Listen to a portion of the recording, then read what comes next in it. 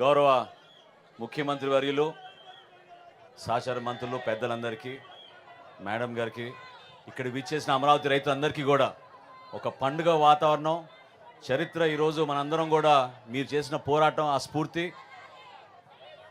ఏనాడు కూడా మేము మర్చిపోలేని సంఘటనలు అనేకమైన మనం ఈ ప్రాంతంలో చూసాం. ఎంతో చరిత్ర కలిగిన ఈ ప్రాంతానికి మరొక్కసారి అద్భుతమైన విజయం సాధించి చట్టబద్ధమైన రాజధాని కోసం ఆంధ్రప్రదేశ్ ప్రజలందరూ కూడా ఎదురు చూస్తున్న తరుణం.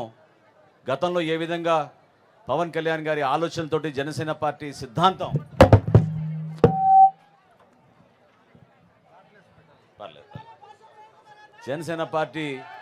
సిద్ధాంతం ఆంధ్రప్రదేశ్కి ఏకైక రాజధాని అమరావతి అని ఆ రోజున నిలబడి రైతాంగంతో సుదీర్ఘమైన పోరాటం చేశాం. ముందుగా గౌరవ ముఖ్యమంత్రి గారికి ప్రత్యేకంగా జనసేన పార్టీ నుంచి అభినందనలు. మనస్ఫూర్తిగా వారికి, వారి సతీమణి గారికి